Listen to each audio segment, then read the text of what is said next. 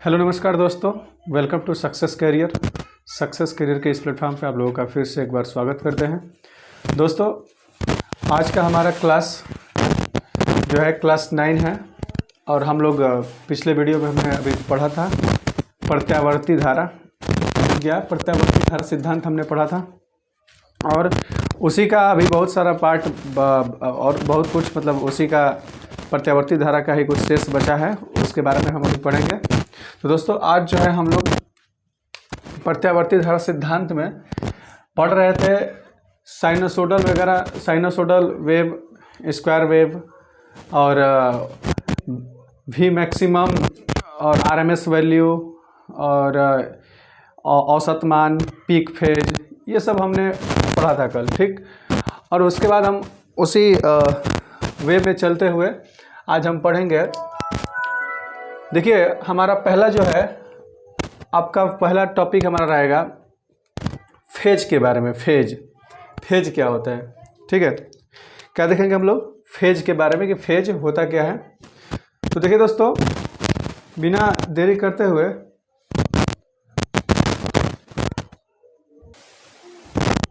तो दोस्तों क्या पढ़ेंगे हम लोग, फेज के बारे में पढ़ेंगे, ठीक है। देखिए दोस्तों, फेज होता क्या है, ठीक है। फेज जो है होता क्या है, हम कुछ इसके बारे में हम देखते हैं कि फेज होता क्या है और phase, in phase, out of phase, इन सब चीज़ों के बारे में डायग्राम के माध्यम से बिल्कुल हम लोग एक एक चीज़ को सीखेंगे और हम लोग उस तरीके से सीखेंगे जिस तरीके से बिल्कुल एकदम, अगर क्वेश्चन हमारे सामने आए तो बिल्कुल बिना देरी किए हुए उसको हम टिक कर दें और बिल्कुल सही टिक करें, ठीक है। तो चलिए देखते हैं फेज क्या है।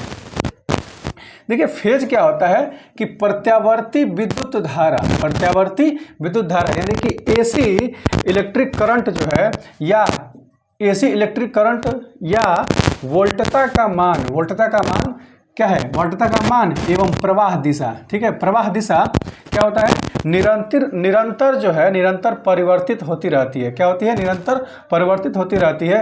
अतः किसी भी पल उसकी दिशा ही क्या कहलाती है, कला या फेज कहलाती है। देखिए दोस्तों, इसका कहने का मतलब तात्पर्य यह है कि देखिए, कह रहा है कि प्रत्यावर्ती यानी कि एसी विद्युत धारा या वोल्टता का मान एवं प्रवाह दिशा निरंतर परिवर्तित होता रहता है। अभी हमने पहले ही बताया था क्या कि एसी किसे कहते हैं, जिसका निरंतर जो है उसका प्रवाह दिशा एवं वोल्टता का मान या विद्युत धारा का मान निरंतर परिवर्तित होता रहता है या होता हो। तो वैसे ही सेम चीज़, वही चीज़ है यहाँ पे भी कला या फेज में। बस यहाँ पे क्या चीज़ है कि किसी भी पल उसकी दिशा ही कला या फेज कहलाती है। जैसे हम लोग कल पढ़े थे ना, इन लोगों का ये एक फेज में, जैसे कि पॉजिटिव से निगेटिव की तरफ, निगेटिव से पॉजिटिव की तरफ, इस प्रकार से जो है वेव चलता रहता है, ठीक है। तो यहाँ पे फेज की बात की जा रही है। तो देखिए, अगर ये देखिए, ये ई जो है, ये जो आपको दिख रहा है पूरे ब्लैक में, ठीक है, ये वाली लाइन जो है पूरा हम इसको कर्व लाइन जो है, ये इसको हम ई से हमने दर्शाया है और ये जो डॉट डॉट करके है ये आई के रूप में हमने बनाया है, जो धारा कहलाती है, ठीक।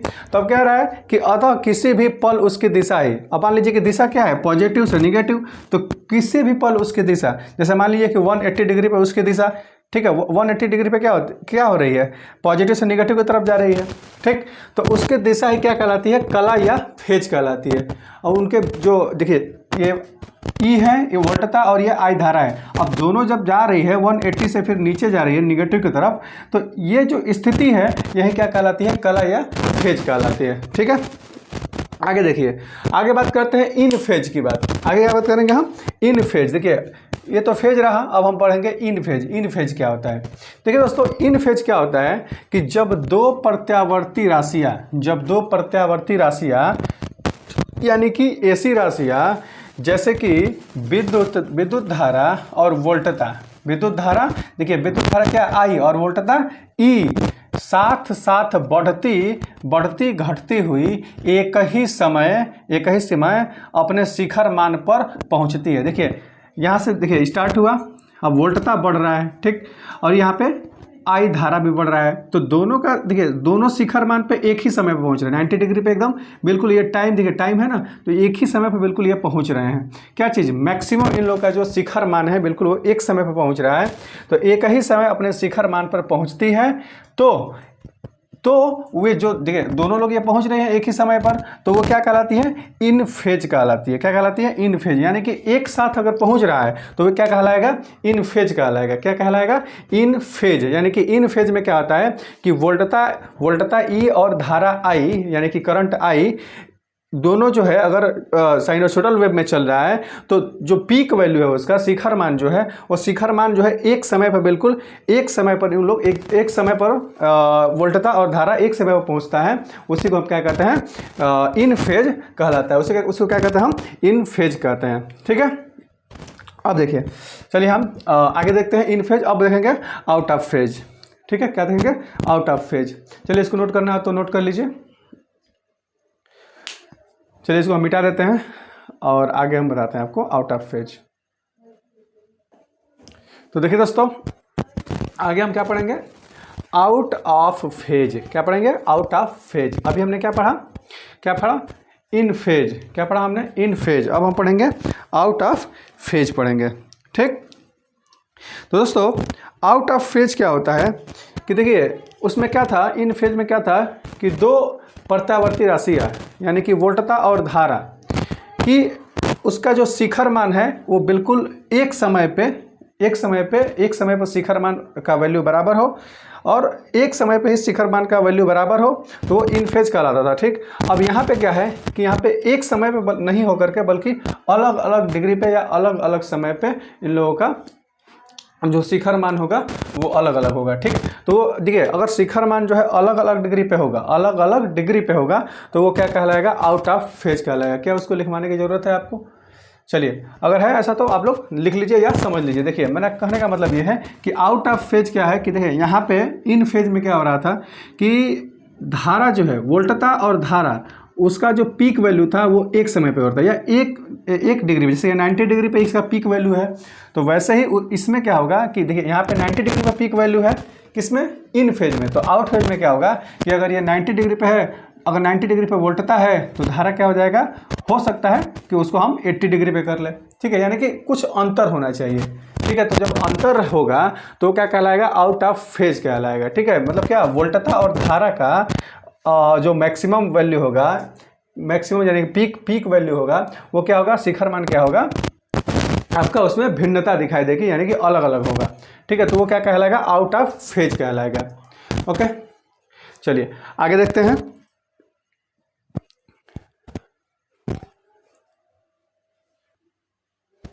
देखिए हम आउट ऑफ फेज को हम फिगर के माध्यम से आप लोगों को बता देते हैं।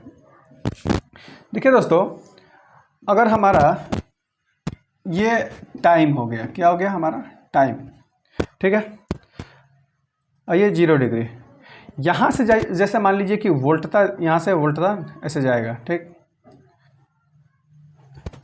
ये हमारा वोल्टता मान लेते हैं। ठीक है, अब जो है कि 0 डिग्री से हमारा ये वोल्टता जाएगा, वोल्टता चल रहा है, तो कुछ दूरी से यानी कि कुछ डिग्री के अंतर के बाद हमारा क्या चलेगा, करंट चलेगा। जैसे मान लीजिए यहाँ से, अब यहाँ से चलेगा करंट, देखिएगा थोड़ा ध्यान से,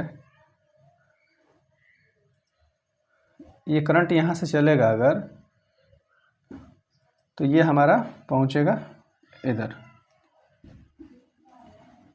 ये थोड़ा सा आगे जाएगा। ठीक है, ये ऐसा जाएगा। अब देखिए यहाँ पे देखिए अंतर हो रहा है, यहाँ पे देखिए अंतर हो रहा है, तो ये जो हमारा अंतर रहेगा, ये जो हमारा अंतर रहेगा, ये वाले हिस्सा, ठीक है, ये वाला हिस्सा,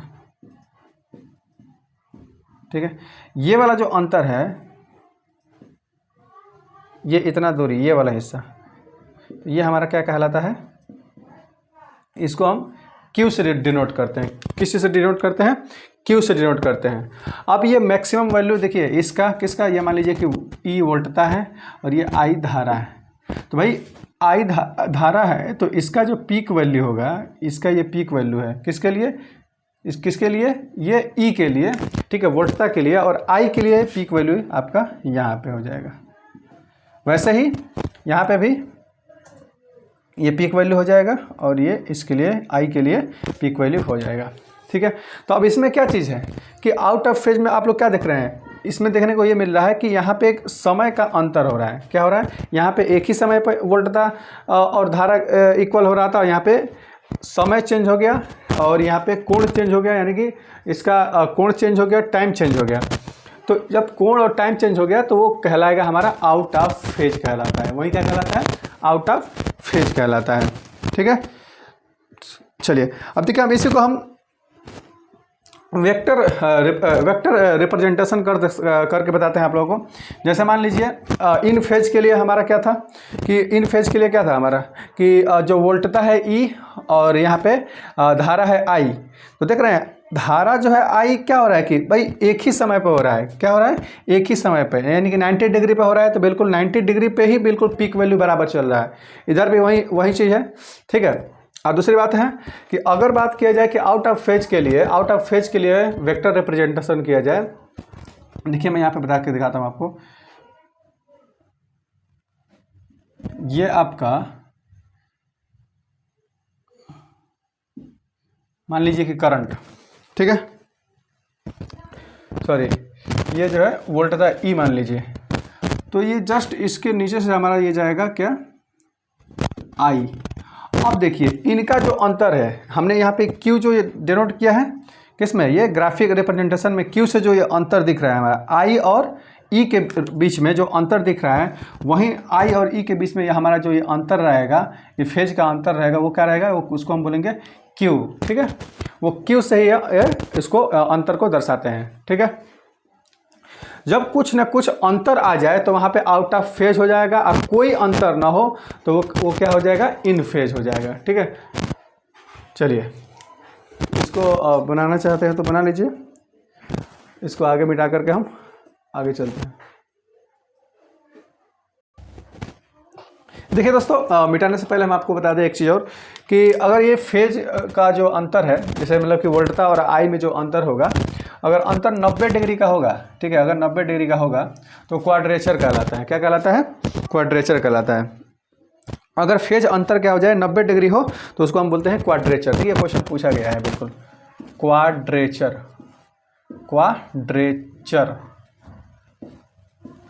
अगर वोल्टता और धारा में अगर इन लोगों का अंतर अगर हो, फेज का, दोनों फेजों का अंतर अगर हो, तो वो क्वाड्रेचर, अगर 90 डिग्री का अंतर हो तो क्या कहलाता है, वो क्वाड्रेचर कहलाता है। अगर वहीं पे ये 180 डिग्री का अंतर हो तो एंटी फेज कहलाता है। अगर 180 डिग्री का अंतर हो, 180 डिग्री का अंतर हो या 180 डिग्री का अंतर हो तो क्या कहलाता है, आपका एंटी फेज कहलाता है। क्या, एंटी फेज कहलाता है।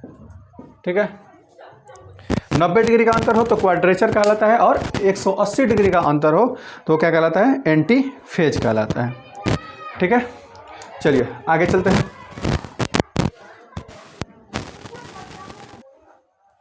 देखिए दोस्तों, अब हम पढ़ते हैं लीडिंग और लैगिंग राशियाँ। लीडिंग और लैगिंग क्या होता है, ठीक, लीडिंग और लैगिंग क्या होता है। देखिए दोस्तों, लीडिंग को हम कहते हैं हिंदी में अग्रगामी। लीडिंग को क्या कहते हैं, अग्रगामी, और लैगिंग को कहते हैं पश्चगामी। ठीक है, आइए हम उसको हम लीडिंग और लैगिंग को परिभाषा के माध्यम से समझ लेते हैं। देखिए, वह प्रत्यावर्ती राशि, सुनिएगा थोड़ा ध्यान से, वह प्रत्यावर्ती राशि जो दूसरी प्रत्यावर्ती राशि के अपेक्षा पहले अपने शिखर मान पे पहुंच जाए, पीक वैल्यू पे पहुंचे, लीडिंग कहलाती है। क्या कहलाती है, लीडिंग कहलाती है, यानी कि लीड कर रही है। क्या बोल रहा है कि वह प्रत्यावर्ती राशि, तो भाई प्रत्यावर्ती दो राशि, क्या चीज़, एक वो वोल्टता, एक ये वोल्टता ई, और ये जो है आई करंट, यानी कि धारा, विद्युत धारा। तो वह प्रत्यावर्ती राशि जो दूसरी प्रत्यावर्ती राशि के अपेक्षा, अरे भाई या तो पहली ये या तो दूसरी ये, या तो ये दूसरी या तो ये पहली, ठीक है, तो क्या वह प्रत्यावर्ती राशि जो दूसरी प्रत्यावर्ती राशि के अपेक्षा पहले अपने शिखर मान पर, जो पहले अपने शिखर मान पर यानी पीक वैल्यू पर पहुंच जाएगा, जो पहले पीक वैल्यू पर पहुंचेगा वो लीडिंग राशि कहलाएगा, लीडिंग कहलाएगा, यानी कि वो लीड कर रहा है। यानी कि यहाँ पे देखिए कौन पहले पहुंच रहा है भाई, वोल्टता पहले पहुंच रहा है, तो ये यानी कि आई जो है आई से लीड कर रहा है, यानी कि अग्रगामी, आई से आगे चल रहा है। अब यहाँ पे इसका अंतर कितना हो भी हो सकता है, जितना डिग्री का अंतर हो, ठीक है, जितना हो भी डिग्री का अंतर हो। मान लीजिए कि यहाँ पे 30 डिग्री का अंतर पर लीड कर रहा है, 30 डिग्री आगे चल रहा है, तो हम कह सकते हैं कि 30 डिग्री अग्रगामी है, यानी लीडिंग है क्या चीज़, वोल्टता। ठीक है, अब देखिए ये तो हो गया लीडिंग की बात। अब इसी पे हम बता दे रहे हैं आपको कि लैगिंग क्या होता है। तो लैगिंग क्या है, बस यहाँ पर ध्यान दीजिएगा कि वह प्रत्यावर्ती राशि जो दूसरी प्रत्यावर्ती राशि के अपेक्षा बाद में, यानी कि पहले नहीं अब बाद में अपने शिखर मान पर पहुँचे, वो क्या कहलाएगा, क्या कहलाएगा, पश्चिगामी। तो पश्चिगामी देखिए यहाँ पे देखिए अगर देखिए जितना डिग्री पे अगर वो लीड कर रहा है या उनका फेज अंतराल जो होगा वो क्यू से डिनोट किया गया है, तो यहाँ पे देखिए आप कह सकते हैं ना कि आई क्या कर रहा है, लैगिंग कर रहा है, यानी कि पश्चिगामी है किससे, लीड ई से, यानी कि वोल्टता से आई जो है पश्चिगामी है। अब जितना डिग्री पे, या तो 90 डिग्री पे हो सकता है या 80 डिग्री पे, चाहे जितना भी डिग्री पे। तो आप लोग जानते हैं कि हमने पिछले क्लास में भी बताया था कि 90 डिग्री पे क्या होता है। 90 डिग्री पे क्या होता है कि 90 डिग्री पे अगर लैगिंग या लीडिंग करे तो भाई बिल्कुल एक समान। अगर देखिए अगर इन फेज की बात किया जाए, भाई ये तो आउट ऑफ फेज की बात की जा रही है अभी, अगर इन फेज की बात की जाए तो वहाँ पर कोई अंतर नहीं होता था, वहाँ पर एकदम दोनों एक बराबर बिल्कुल चलता था। ठीक है, यानी कि एक ही अंतर पे, एक ही अंतराल पर, समय अंतराल पर, और एक ही कोण पे। ठीक है, अगर 90 पे है तो 90 पे पीक वैल्यू था। अब यहाँ पे हम बात कर रहे हैं आउट ऑफ फेज के बारे में, और यहाँ पे आउट ऑफ फेज के बाद लीडिंग और लैगिंग के बारे में। तो भाई लीडिंग और लैगिंग आप लोग समझ गए होंगे क्या चीज़। जैसे कि अभी हमने क्या बताया कि वह प्रत्यावर्ती राशि जो दूसरी प्रत्यावर्ती राशि के अपेक्षा पहले अपने पीक वैल्यू पर पहुंच जाए वो क्या कहलाएगा, लीडिंग कहलाएगा, और जो बाद में पहुंचे वो पश्चिगामी यानी कि लैगिंग कहलाएगा। ठीक है, देखिए इससे जो है क्वेश्चन इतना ज़बरदस्त बन रहा है। अभी आप लोग अभी हम थोड़ी देर बाद हम आपको बताएंगे, जब ये पूरा जो वीडियो जैसे कि अभी हमारा जो क्या कहते हैं ये टॉपिक ख़त्म हो जाएगा जैसे ही, तो हम सारा क्वेश्चन जो है 2-4 क्वेश्चन हम लीडिंग और लैगिंग का लेकर के चलेंगे, और भी इससे जितना भी इंपॉर्टेंट क्वेश्चन है उसको लेकर चलेंगे। देखिए ऐसा हम कुछ भी नहीं बताएंगे आप लोगों को जहाँ से बिल्कुल एकदम क्वेश्चन बना ही नहीं हो, चाहे कुछ भी, ऐसा कुछ नहीं है। हम इतना लेके चले हैं। देखिए हमारा जो ये व्यवस्था है, ये जो हम लोग लेके चल रहे हैं, यहाँ से मेन सीधा एक ही मकसद है कि अगर हम एग्ज़ाम हॉल में, अगर ये वीडियो देखने के बाद एग्ज़ाम हॉल में बैठा जाए तो एकदम क्वेश्चन जो है एकदम बिल्कुल वहाँ पे एक भी क्वेश्चन ना छूटे, बिल्कुल टिक करके आया जाए। बस उसी चीज़ को ध्यान में रखते हुए हम उस चीज़ को लेके चल रहे हैं। ठीक है, तो आप लोग इस चीज़ को बिल्कुल आप लोग ध्यान से पढ़िए, ध्यान से समझिए, और देखिए एक एक लाइन हम जितना भी लिखे हैं या एक ये फिगर में जो बता रहे हैं, एक एक लाइन क्वेश्चन पे आपको एकदम बिल्कुल छप मतलब जैसे न्यूज़पेपर छप के आता है ना, बिल्कुल हेडलाइन की तरह एकदम वैसे ही एकदम छप के आएगा। बिल्कुल आप लोग इस चीज़ को ध्यान दीजिएगा। ठीक है, चलिए हम आगे पढ़ते हैं। आगे हम लोग क्या पढ़ना है, चलिए हम आगे देखते हैं। ठीक है, इसको मिटाते हैं। ठीक है दोस्तों, आगे हम देखते हैं। आगे हमारा है विद्युत धारा का वेग। क्या चीज़, विद्युत धारा का वेग। ठीक है, देखिए दोस्तों विद्युत धारा का जो प्रवाह वेग होता है, देखिए ये क्वेश्चन एकदम बिल्कुल देखिए हल्के में मत लीजिएगा। ये बिल्कुल हर रेलवे हो चाहे कोई भी एग्जाम हो, ये साइंस का भी क्वेश्चन है बिल्कुल, और ये ट्रेड का तो है ये है। ठीक, तो देखिए यहाँ पे क्या है कि विद्युत धारा का जो प्रवाह वेग होता है, उसका जो वेग होता है वो होता है 3 × 10⁸ मीटर प्रति सेकंड होता है। क्या होता है, 3 × 10⁸ मीटर प्रति सेकंड होता है। बिल्कुल इस चीज़ को एकदम आप लोग माइंड में बैठा लीजिए। आगे है कि प्रकाश तरंग और ऊष्मीय तरंग और रेडियो तरंग, प्रकाश तरंग, ऊष्मीय तरंग और रेडियो तरंग का वेग जो है सेम है। क्या है, सेम ही है। कितना है, 3 × 10⁸ मीटर प्रति सेकंड। ठीक है, क्या चीज़, प्रकाश तरंग, ऊष्मीय तरंग और रेडियो तरंग और विद्युत धारा का जो प्रवाह वेग है वो तीनों चारों जो है 3 × 10⁸ मीटर प्रति सेकंड है इसका वेग। ठीक, अब देखिए, अब जो है हमारा विद्युत धारा का वेग बराबर होता है, देखिए ये क्या है, विद्युत धारा का वेग, विद्युत धारा का वेग, ठीक है। और ये एफ क्या है, हमारा फ्रीक्वेंसी है, आवृत्ति क्या है, आवृत्ति है, आवृत्ति। और ये लैम्डा क्या है, आपका तरंग दैर्ध्य है, क्या है, तरंग दैर्ध्य है, ठीक। तो ये आपको बिल्कुल ये चीज़, ये फार्मूला आपको याद रहना चाहिए, क्योंकि इस पे क्वेश्चन जो है न्यूमेरिकल में दे सकता है। और आगे चलिए, यानी कि यहाँ पे आपका v equal to F into lambda, इस चीज़ को याद रखिएगा, ठीक। चलिए आगे हम देखते हैं, आगे क्या है हमारा। आगे देखिए दोस्तों, आगे हमारा है शुद्ध प्रतिरोधी परिपथ, यानी कि pure resistive circuit, pure resistive circuit, यानी कि शुद्ध प्रतिरोध परिपथ, ठीक है। देखिए ऐसा परिपथ में, जैसे यानी कि शुद्ध प्रतिरोधी परिपथ में क्या होता है कि केवल प्रतिरोधकों का ही संयोजन होता है। क्या होता है, केवल प्रतिरोधक का ही संयोजन होता है, यानी कि केवल प्रतिरोध लगा होता है, ठीक है। शुद्ध प्रतिरोध परिपथ में क्या रहता है, भाई क्वेश्चन पूछ सकता है कि शुद्ध प्रतिरोध परिपथ क्या होता है। तो शुद्ध प्रतिरोध परिपथ में केवल और केवल प्रतिरोध ही उसमें संयोजन रहता है, ना कि उसमें कोई अन्य या कैपेसिटेंस वगैरह, यानी कि कैपेसिटर, संधारित्र वगैरह उसमें नहीं रहेगा संयोजन, केवल और केवल प्रतिरोध का ही संयोजन रहेगा, ठीक है। और जानते ही हैं कि जब प्रतिरोध का संयोजन रहेगा किसमें, शुद्ध प्रतिरोधी परिपथ में, जब प्रतिरोध की जहाँ बात आए तो वहाँ पे ओम का नियम लगना एकदम क्या है, वहाँ पे जरूरी होता है। तो देखिए कह रहा है कि ऐसे परिपथ में केवल प्रतिरोधकों का ही संयोजित होना मतलब कि होता है। तो इस परिपथ में I यानी कि विद्युत धारा I और EMF यानी कि विद्युत वाहक बल या वोल्टता इन फेज में रहता है। क्या रहता है, इन फेज में।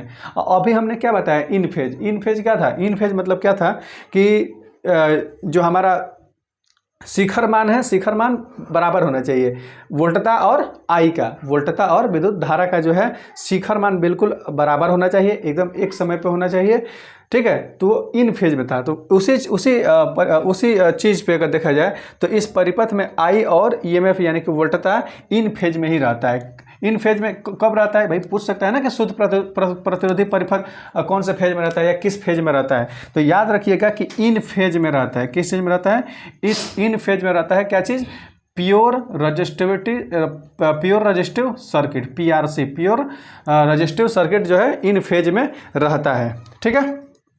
अब देखिए इसमें धारा की जो गणना ओम के नियम के अनुसार की जाती है। जो विद्युत धारा की जो गणना है इसमें ओम के नियम के अनुसार की जाती है। और आप लोगों को बिल्कुल पता होगा कि I इक्वल टू V/R होता है या E/R होता है। देखिए V equal to I into R, हमने ओम का नियम ही बताया था। तो यहाँ से हमारा I बराबर क्या निकलेगा, I बराबर निकलेगा V/R निकलेगा, ठीक है। I बराबर क्या निकलेगा, V/R। और यही चीज़ हमारा क्या है, ओम का नियम है। ये हमने पिछले वीडियो में मतलब कि हमने बताया था, ठीक। तो एक बार फिर से देख लीजिए कि शुद्ध प्रतिरोधी परिपथ किस फेज में रहते हैं या किन फेज में उनकी गणना की जाती है। तो इन फेज में रहता है। और शुद्ध प्रतिरोधी परिपथ में केवल और केवल प्रतिरोध का ही संयोजन होता है उसमें, ना कि और किसी चीज़ का, ठीक है, कोई और चीज़ का नहीं, केवल और केवल शुद्ध प्रतिरोधी परिपथ में केवल और केवल प्रतिरोध का। और ये इन फेज में ही बिल्कुल रहता है। और इसमें धारा की गणना जो है ओम के नियम के अनुसार किया जाता है। जहाँ भी अगर प्रतिरोध की बात की जा रही है, जहाँ भी शुद्ध प्रतिरोधी परिपथ की बात की जाएगी, वहाँ पे वो ओम का ही नियम लगेगा। ये चीज आप लोग बिल्कुल ध्यान रखिएगा। चलिए हम आगे बढ़ते हैं, ठीक है। हाँ तो देखिए आगे इसमें देखते हैं क्या है, शुद्ध देखिए शुद्ध प्रतिरोधी परिपथ में वैद्युतिक शक्ति की गणना। शुद्ध प्रतिरोधी परिपथ अभी हमने बताया, अब उसका जो है वैद्युतिक शक्ति की गणना जो है डीसी परिपथों की भांति की जाती है। भाई जब प्रतिरोध उसमें क्या था, केवल प्रतिरोध ही उपयोग किया जाता था, जब किया जा रहा था, किया जाता ही है, तो डीसी परिपथों की भांति की जाती होगी, मतलब की जाएगी। तो देखिए अब इसका जो है P इक्वल टू I²R, ये आपने फार्मूला देखा होगा। पावर इक्वल टू I²R या power equal to V I यानी वी आई, ठीक है, power equal to V I आपने देखा होगा, या P equal to V square R. अब ये कहाँ से आया, तो ओम का नियम आपने पढ़ा होगा। देखिए मैं इसको डिस्क्राइब करके आपको बता रहा हूँ कि देखिए V equal to I into R होता है। V इक्वल टू क्या होता है, I इंटू आर होता है।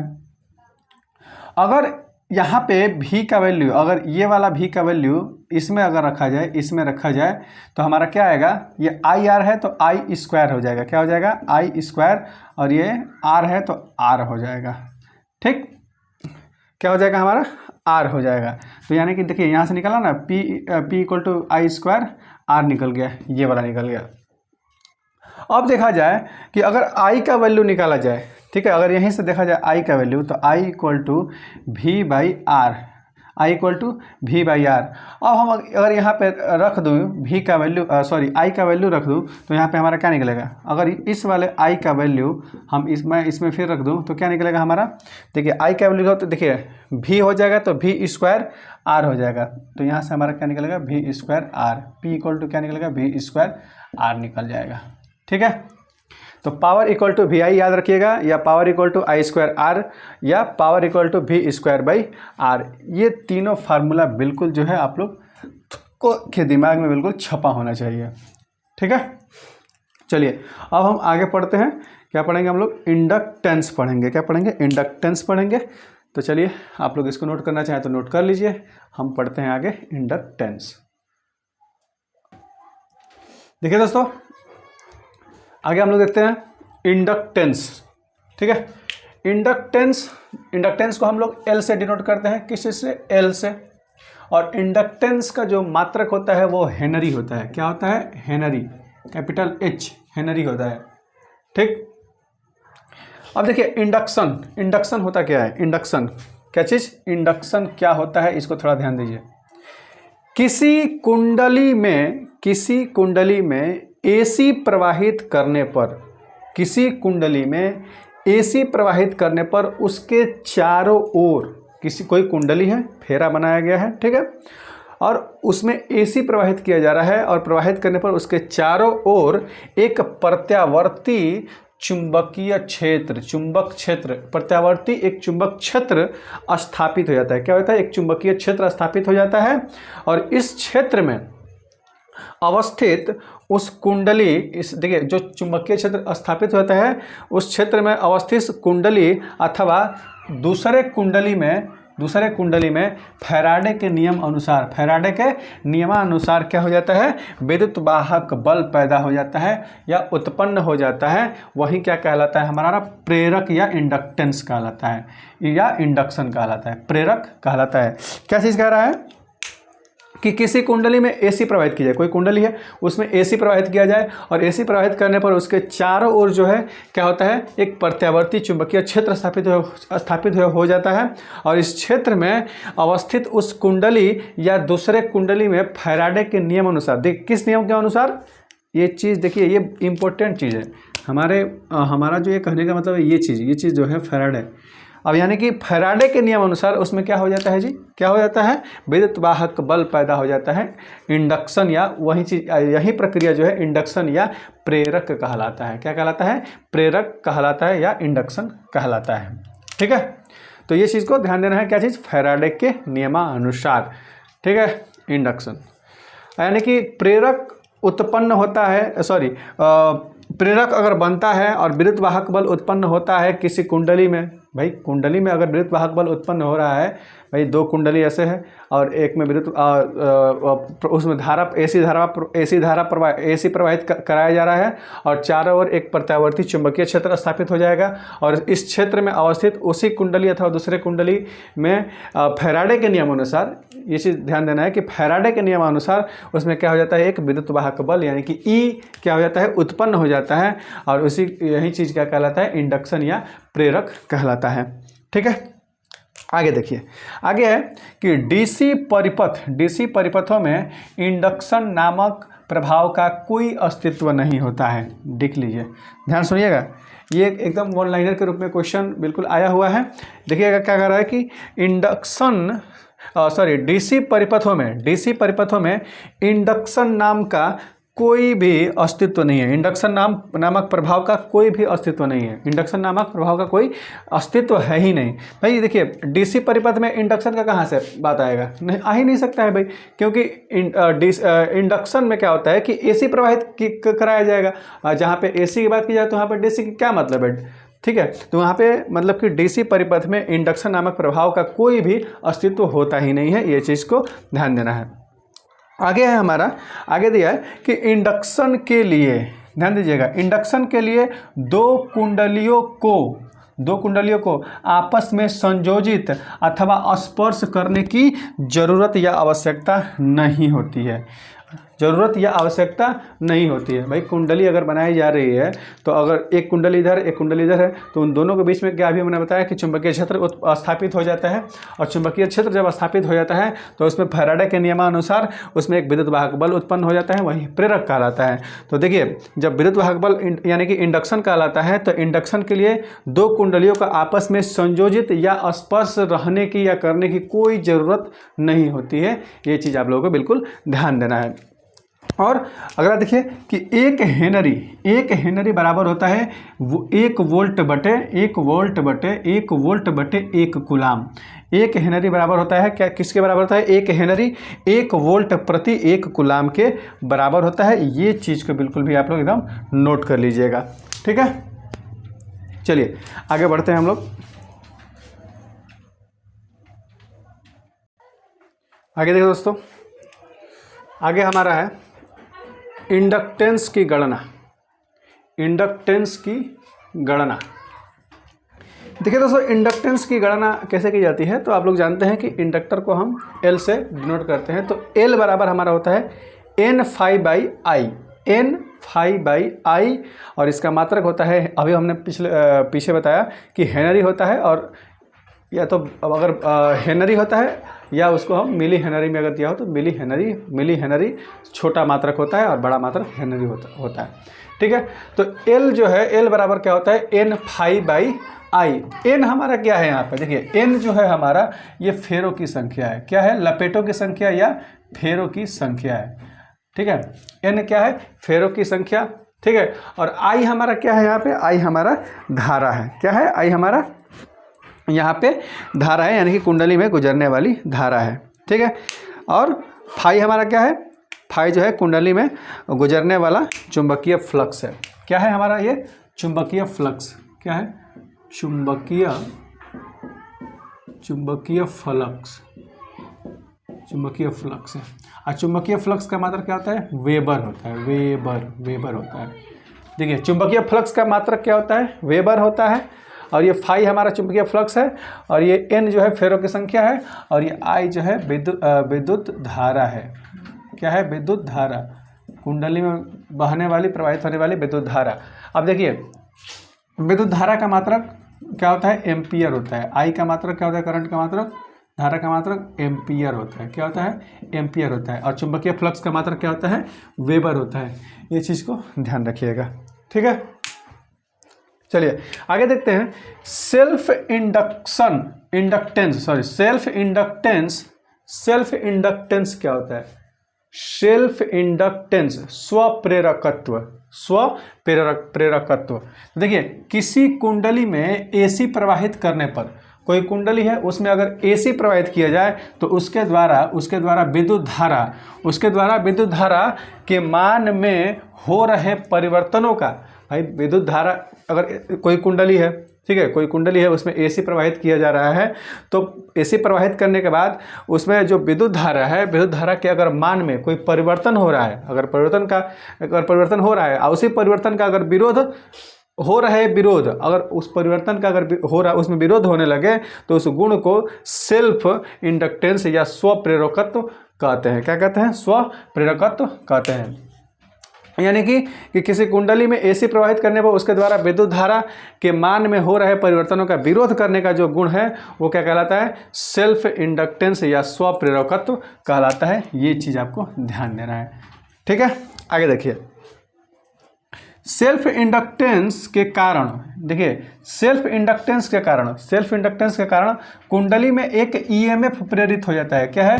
ईएमएफ उत्पन्न होता है, प्रेरित हो जाता है, और जो कि हो जाता है। और जो आरोपित विद्युत वाहक बल है, जो उस पर आरोपित हो रहा है विद्युत वाहक बल, यानी कि ईएमएफ जो आरोपित हो रहा है, ईएमएफ जो आरोपित हो रहा है कि विपरीत दिशा में कार्यरत रहता है। भाई ईएमएफ क्या हो रहा है, अभी हमने क्या बताया था, देखिए स्वप्रेरकत्व में क्या था कि किसी कुंडली में एसी प्रवाहित करने पर उसके द्वारा विद्युत धारा के मान में हो रहे परिवर्तनों का विरोध करने का गुण ही क्या कहलाता था, उसका सेल्फ इंडक्टेंस या स्वप्रेरकत्व। तो वही चीज़ है कि सेल्फ इंडक्शन के कारण, भाई उसमें क्या, सेल्फ इंडक्शन के कारण कुंडली में एक ईएमएफ उत्पन्न हो जा रहा है, ठीक है, ईएमएफ प्रेरित हो जा रहा है, जो आरोपित विद्युत वाहक बल यानी कि ईएमएफ के विपरीत दिशा में, उसके विपरीत दिशा में क्या कर रहा है कि कार्यरत रहता है। और इसीलिए ये विरोधी क्या चीज़, विरोधी विद्युत वाहक बल, इसी चीज़ को हम क्या कहते हैं भाई, विरोधी विद्युत वाहक बल या बैक ईएमएफ कहलाता है। क्या कहलाता है, बैक ईएमएफ कहलाता है, ठीक है। भाई कुंडली में जब ईएमएफ उत्पन्न हो जा रहा है, तो उत्पन्न हो जाने के बाद जो आरोपित विद्युत वाहक बल है उसके विपरीत दिशा में, अगर उसके विपरीत दिशा में कार्यरत है, भाई अगर निगेटिव में कार्यरत है तो हमारा क्या कहलाता है, अगर निगेटिव में कार्यरत है तो वो क्या कहलाएगा, बैक ईएमएफ कहलाएगा। और बैक ईएमएफ ही बराबर क्या होता है कि -L, देखिए -L equal -L into di/dt। अब देखिए यहाँ पे हमारा ई जो है, ई हमारा क्या है, विरोधी विद्युत वाहक बल है। ई हमारा क्या है, विरोधी विद्युत वाहक बल, विद्युत वाहक बल। देखिए ई हमारा क्या है, विरोधी विद्युत वाहक बल है। और एल हमारा क्या है, सेल्फ इंडक्टेंस। क्या है, एल क्या है, ये माइनस में, देखिए माइनस में ना भाई, अभी क्या हमने बोला कि बैक ईएमएफ जब पीछे की तरफ क्या कर रहा है, विद्युत वाहक बल विपरीत दिशा में कार्यरत रहता है तो माइनस लग गया। तो ये क्या है हमारा, ये एल क्या है हमारा, एल जो है हमारा सेल्फ इंडक्टेंस होता है। एल क्या होता है, सेल्फ इंडक्टेंस होता है, सेल्फ इंडक्टेंस यानी कि स्वप्रेरकत्व, इंडक्टेंस स्वप्रेरकत्व। उसके बाद di/dt क्या है भाई, di/dt क्या है, विद्युत धारा का मान में परिवर्तन होता है। देखिए ये क्या है, di/dt विद्युत धारा के मान में परिवर्तन, विद्युत धारा के मान में परिवर्तन, विद्युत धारा के मान में परिवर्तन, ठीक है। तो E बराबर -L इंटू di/dt, इस चीज़ को बिल्कुल आप लोग ध्यान रखिएगा, ठीक है। चलिए इसको नोट करना चाहे तो आप लोग नोट कर सकते हैं। आगे बढ़ते हैं हम लोग।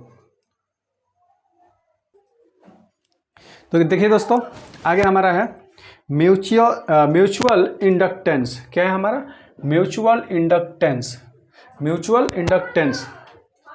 देखिए म्यूचुअल इंडक्टेंस क्या होता है, म्यूचुअल इंडक्टेंस के बारे में हम देखिए हम बताते हैं आपको कि जब किसी कुंडली में जब किसी कुंडली में एसी प्रवाहित किया जाता है, एसी जो है प्रवाहित किया जाता है, तो उस कुंडली द्वारा स्थापित प्रत्यावर्ती चुंबकीय क्षेत्र में, जो उसमें स्थापित प्रत्यावर्ती चुंबकीय क्षेत्र जो है उसमें अवस्थित अन्य सभी चालकों एवं कुंडलियों में भी ईएमएफ यानी कि वोल्टता या विद्युत वाहक बल प्रेरित हो जाता है। और इस प्रकार से दो कुंडलियों का वह गुण जो उनमें प्रवाहित हो रहे विद्युत धारा के मान में हो रहे परिवर्तनों का विरोध करता है, वो क्या कहलाता है, म्यूचुअल इंडक्टेंस कहलाता है। देखिए फिर से समझिएगा कि जब किसी कुंडली में एसी प्रवाहित किया जा रहा है तो उस कुंडली में द्वारा स्थापित प्रत्यावर्ती चुंबकीय जो क्षेत्र में अवस्थित, ठीक है, चुंबकीय क्षेत्र भाई उसमें अगर कुंडली बनाया गया है और उसमें अगर एसी प्रवाहित किया जाएगा तो कुंडली में चुंबकीय क्षेत्र उत्पन्न होगा। और चुंबकीय क्षेत्र उत्पन्न होगा तो अन्य सभी चालकों, जिसमें जो चालक होगा उसमें तो उस कुंडलियों में भी एक ईएमएफ उत्पन्न होगा। भाई जब चुंबकीय क्षेत्र उत्पन्न होगा तो वहाँ पर ईएमएफ उत्पन्न होगा। और जब ईएमएफ उत्पन्न, चुंबकीय क्षेत्र में ईएमएफ उत्पन्न होगा और ईएमएफ उत्पन्न होने के बाद कि इस प्रकार के कुंडलियों का वह गुण जो उनमें प्रवाहित हो रही विद्युत धारा, जब उसमें भाई जो विद्युत धारा प्रवाहित होगी उसके हो रहे परिवर्तनों का जो विरोध करता है, धारा के मान में हो रहे परिवर्तनों का, जो भी धारा का मान में धारा का जो मान है परिवर्तन हो रहा होगा उसका विरोध करने वाला जो है क्या कहलाता है, म्यूचुअल इंडक्टेंस कहलाता है। क्या कहलाता है, म्यूचुअल इंडक्टेंस कहलाता है। और म्यूचुअल इंडक्टेंस जो है एम से उसको डिनोट करते हैं, एम से कैपिटल एम से डिनोट करते हैं और इसका मात्रक क्या होता है, हेनरी होता है। ठीक है, इस चीज़ को आप लोग बिल्कुल ध्यान दीजिएगा। अब देखिए म्यूचुअल इंडक्टेंस इक्वल टू क्या होता है, एम बराबर क्या होता है, under root L1 into L2 होता है। क्या होता है, L1 इंटू L2 होता है। अब देखिए यहाँ पे एम क्या है, तो अभी हमने क्या बताया कि म्यूचुअल इंडक्टेंस होता है। एम क्या होता है, म्यूचुअल इंडक्टेंस होता है। ठीक है, अब यहाँ पे L1 और L2 बचा है, तो L1 जो है हमारा, ये प्रथम कुंडली का सेल्फ इंडक्टेंस होता है। ये क्या होता है, प्रथम कुंडली का सेल्फ इंडक्टेंस। ये क्या होता है, सेल्फ इंडक्टेंस होता है, सेल्फ इंडक्टेंस। ठीक है, प्रथम कुंडली का, ये फर्स्ट कुंडली का, और ये L2 क्या है, सेकंड कुंडली का क्या होता है, सेल्फ इंडक्टेंस होता है, सेल्फ इंडक्टेंस होता है। ठीक है, और ये म्यूचुअल क्या होता है, इंडक्टेंस होता है, MI म्यूचुअल इंडक्टेंस होता है। तो ये म्यूचुअल इंडक्टेंस इक्वल टू क्या होता है, अंडर रूट में L1 इंटू L2। इस चीज़ को बिल्कुल आप लोगों को याद रखना है या ध्यान देना है। ठीक है, ये जो है formula M equal to under root L1 into L2। ठीक है, चलिए तो हम आगे देखते हैं। आगे पढ़ेंगे हम इंडक्टर या चोक। क्या पढ़ेंगे, इंडक्टर या चोक पढ़ेंगे। इंडक्टर या चोक क्या होता है, चलिए देखते हैं। इसको आप लोग नोट कर लीजिए। देखिए दोस्तों, इंडक्टर या चोक, इंडक्टर या चोक क्या कहलाता है। ठीक, देखिए दोस्तों, किसी चालक तार को कुंडली में, कोई चालक तार है को कुंडली में लपेट कर, चालक तार को कुंडली में क्या करके, लपेट करके एक नियत मान का इंडक्टेंस प्रस्तुत करने के लिए, एक नियत मान का, एक मतलब उसका कोई निश्चित मान हो, नियत मान हो, उसको इंडक्टेंस प्रस्तुत करने के लिए निश्चित मान का एक इंडक्टेंस जो है बनाने के लिए या प्रस्तुत करने के लिए एक पुर्जे के रूप में बनाया जाता है। ठीक है, किसी के रूप में, एक यंत्र के रूप में या पुर्जे के रूप में बनाया जाता है। और यही जो यंत्र या पुर्जा जो होता है वो क्या कहलाता है, इंडक्टर या चोक कहलाता है। क्या कहलाता है, इंडक्टर या चोक कहलाता है। ठीक है, चलिए आगे देखते हैं। देखिए दोस्तों, आगे हमारा क्या है, इंडक्टर्स समूहन। क्या है, इंडक्टर्स समूहन। ठीक है, इंडक्टर समूहन यानी कि grouping of inductors, grouping of inductors. देखिए दोस्तों, अभी हमने क्या बताया कि इंडक्शन को हम, इंडक्टर को जो है हम L से प्रस्तुत करते हैं। ठीक है, L से प्रस्तुत करते हैं। अगर श्रेणी क्रम में L जो मतलब L का एक समूहन बनाया जाए, एक समूह बनाया जाए श्रेणी क्रम में, सीरीज में। ठीक है, सीरीज में बनाया जाए तो L टोटल बराबर हमारा क्या होगा, क्या हो जाएगा, L1 plus L2 plus L3 ऐसे डॉट डॉट। ठीक है, यानी कि हमारा जो इंडक्टर समूहन में श्रेणी क्रम में अगर देखा जाए तो श्रेणी क्रम में L टोटल बराबर L1 plus L2 plus L3, जैसे कि किस में हो रहा था, ये प्रतिरोध के संयोजन में हो रहा था। ठीक है, same as it is inductors के रूप में भी यहाँ पे होगा। ठीक है, बाकी ये तो था श्रेणी में। समांतर में क्या होता है, तो समांतर में देखिए क्या होता है, समांतर क्रम में क्या होता है, समांतर क्रम में इंडक्टर्स का समूहन कैसे होता है भाई, 1/L टोटल, यानी कि इंडक्टेंट्स। ठीक है, इंडक्टर्स बराबर 1/L बराबर 1/L1 plus 1/L2 plus 1/L3, ऐसे ही डॉट डॉट आगे तक चलता रहेगा। ठीक है, ये आप लोग समझ गए इंडक्टर समूहन में, श्रेणी क्रम में और समांतर क्रम में इसको कैसे जोड़ते हैं। ठीक है, आगे देखते हैं। चलिए आगे देखते हैं इसको मिटा करके।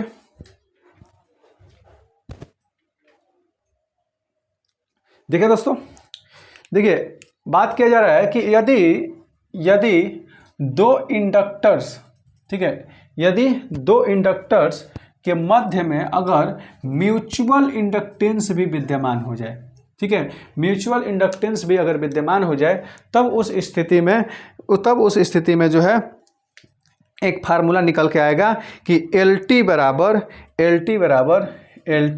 क्या हो जाएगा, L1 plus L2 plus minus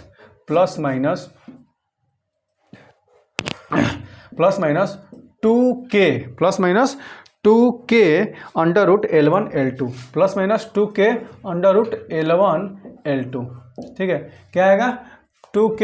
देखिए LT टोटल बनोगी, L टोटल बराबर L1 plus L2 plus minus 2K under root L1 into L2।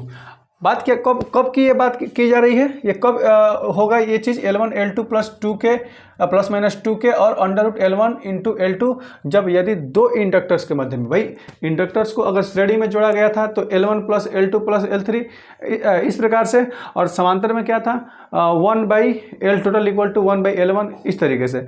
अगर कह रहा है कि यदि दो इंडक्टर्स के मध्य में अगर म्यूचुअल इंडक्टेंस भी अगर विद्यमान कर दी जाए, अगर उसको रख दिया जाए, तब L टोटल बराबर क्या निकलेगा हमारा, तब L टोटल बराबर निकलेगा हमारा L1 plus L2 plus minus 2k under root में L1 इंटू L2 हो जाएगा। क्या हो जाएगा, अंडर रूट में L1 इंटू L2 हो जाएगा। अब बात किया जा रहा है K क्या है यहाँ पे, देखिए ये K का है, ये कपलिंग गुणांक है। क्या है, कपलिंग गुणांक है। इसको कहते हैं कपलिंग गुणांक कहते हैं। ठीक है, ये क्या कहता है, कपलिंग गुणांक होता है। ये क्या होता है, कपलिंग गुणांक होता है। देखिए इसका मान जो होता है सदैव एक से कम होता है। क्या होता है, इसका मान जो है सदैव जो है एक से कम होता है। एक से क्या होता है, कम होता है, बिल्कुल एक से कम होता है। एक से क्या होता है, कम होता है। कपलिंग गुणांक का मान जो है एक से हमेशा कम होता है। ठीक है, चलिए हम आगे देखते हैं कि देखिए यदि दोनों कुंडलियों के चुंबकीय क्षेत्र एक दूसरे के विपरीत दिशा में कार्यरत हैं। देखिए अगर दोनों चुंबकीय क्षेत्र, दोनों कुंडलियों के चुंबकीय, देखिए दो कुंडली है और दोनों कुंडलियों के चुंबकीय क्षेत्र जो है एक दूसरे के अगर विपरीत में कार्य कर रहे हैं, देखिए अगर एक दूसरे के विपरीत दिशा में कार्यरत हो तो सूत्र में जो है, उस सूत्र में जब क्या करेंगे, जैसे यहाँ पे प्लस माइनस दिया है, अगर विपरीत में हो तो माइनस का यूज करेंगे, और अगर उसके विपरीत ना हो करके उसके साथ चले तो हम प्लस का यूज कर लेंगे। ठीक है, तो ये फार्मूला जो है आप लोगों को बिल्कुल ध्यान देना है, इसको याद रखना है। तो हमारा क्या है, अगर इंडक्टर्स के मध्य में अगर म्यूचुअल इंडक्टेंस भी अगर आ जाए तब L टोटल बराबर हमारा L1 plus L2 plus minus 2k under root L1 into L2, इस चीज़ को याद रखना है। और यहाँ पे हमारा K क्या है, कपलिंग गुणांक है, जो कि हमेशा एक से कम होता है, इसको याद रखिएगा। ठीक है, ऐसे ही बिल्कुल देखिए एग्जाम में क्या कैसे आया था, डायरेक्टली एकदम ऐसा क्वेश्चन दे दिया कि यदि दो इंडक्टर्स के मध्य में म्यूचुअल इंडक्टेंस भी विद्यमान हो तो ऑप्शन में कई सारा दे दिया था, हमारा यही ऑप्शन सही था। L total equal to L1 plus L2 plus minus 2k और under root L1 into L2। ठीक है, तो ये चीज़ को बिल्कुल आप लोग याद रखिएगा। ठीक है, चलिए आगे देखते हैं। तो दोस्तों अब आगे जो है कल देखेंगे। अब हम अगले नेक्स्ट वीडियो में, यानी कि 10वें नंबर वीडियो में, 10वें क्लास में हम देखेंगे। तो अभी तक आप लोग जो है प्रत्यावर्ती धारा सिद्धांत आप लोग पढ़ रहे हैं। इसमें और दो या तीन वीडियो आएगा, हमको लगता है 2 वीडियो लगभग आएगा, कम से कम 2 वीडियो में हम उसको देख लेंगे पूरा, 2 या 3 वीडियो में। तो अभी आप लोगों का ये जो क्लास में जो हमने बताया, ये आप लोगों को समझ में आया कि नहीं आया, और आप लोगों को कोई भी दिक्कत या कोई भी परेशानी अगर हो रहा हो पढ़ते समय, या कोई समझ में कुछ नहीं आ रहा हो, तो कमेंट में ज़रूर कमेंट करें। और आप लोग इससे पहले का वीडियो सारा आप लोगों का एक प्लेलिस्ट बनाया गया है इलेक्ट्रिशियन थ्योरी करके, उसमें जाकर के आप लोग बिल्कुल सारा शुरू से वीडियो देख सकते हैं। और जो है कि आप लोग बिल्कुल जीरो से लेकर के, यानी कि पूरा इलेक्ट्रिशियन का शुरुआत हमने एकदम बिल्कुल शून्य से शुरू किया है। बिल्कुल जो है कि बेसिक ऑफ इलेक्ट्रिसिटी से हमने शुरुआत किया है, सुरक्षा से शुरुआत किया है। इन सब चीज़ों को लेकर के हमने आप लोगों का ये इलेक्ट्रिशियन का थ्योरी क्लास बिल्कुल एकदम हम बिल्कुल जो है कि बिल्कुल अपने पूरा जो है 100% दे करके हम ये तैयार कर रहे हैं और आप लोगों को बता रहे हैं। तो दोस्तों आप लोग इस चीज़ को एकदम 100% भी आप लोग भी अपना योगदान दें और इस चीज़ को देखें, और आप लोग बिल्कुल इसको नोट करते रहें, नोट्स बनाते रहें।